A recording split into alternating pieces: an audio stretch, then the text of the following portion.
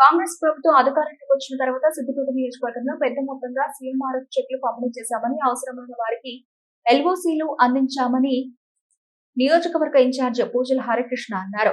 Siddipet Congress party కార్యాలయంలో CMRF చెక్లను పంపిణీ చేశారు. ఈ సందర్భంగా నియోజకవర్గ ఇన్ఛార్జ్ హరికృష్ణ మాట్లాడుతూ, ప్రజల కోసం పనిచేయడానికి, ప్రజాసేవ చేయడానికి ప్రతి ఒక్క కాంగ్రెస్ కార్యకర్త సిద్ధంగా ఉన్నారని తెలిపారు.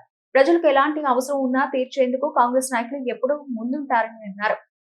ముఖ్యంగా సీఎంఆర్ఎఫ్ చెక్కుల పంపిణీ కార్యక్రమం అంటే ఒకటి అర్థం చేసుకోవాలి.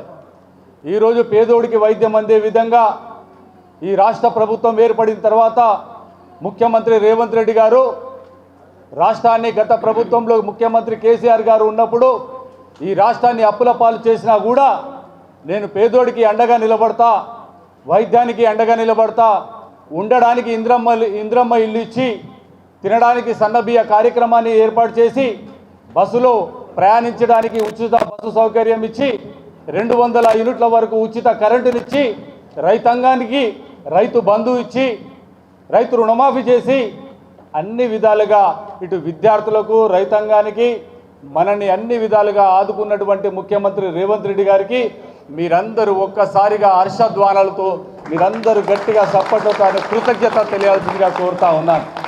ఎందుకు అనంటే మనమందరం ఈరోజు చిన్న చిన్న కార్పొరేట్ ఆసుపత్రులు పోవాలంటే లక్షలతో కూరుకున్నటువంటి సమస్య ఈరోజు ఏర్పడ్డది. పేదోడికి వైద్యం అందే విధంగా ఏ చిన్న జబ్బు వచ్చినా హైదరాబాద్ కార్పొరేట్ ఆసుపత్రిలో పోవాలంటే అప్పుడు కాంగ్రెస్ ప్రభుత్వంలో ఉన్నటువంటి ముఖ్యమంత్రి పెద్దలు గౌరవనీయులు కీర్తిశేషులు వైఎస్ రాజశేఖర రెడ్డి గారు ఆరోగ్యశ్రీ పథకాన్ని తీసుకొచ్చి పేదోడికి వైద్యం అందే విధంగా దోహదపడ్డాడు. కానీ నేను విమర్శలకు ఎక్కువ పోకుండా వాస్తవాలకు ముందుకు పోదామని ఆలోచిస్తూ ఉన్నా.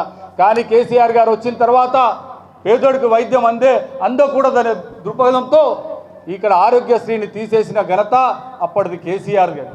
అప్పుడు ఇక్కడ ప్రాతినిధ్యం వహిస్తున్నటువంటి హరీష్ రావు అప్పుడు ఆరోగ్య శాఖ మంత్రిగా ఉండే ఇక్కడ సిద్దిపేట నుంచి ఎంతోమంది ప్రజలు హైదరాబాద్ కార్పొరేట్ ఆసుపత్రిలో పోతే వైద్యం అందక ఎంతోమంది దూరం, పాపం వాళ్ళ దూరమైన సంఘటన కూడా మనకు తెలిసిన సంఘటన ఉంది.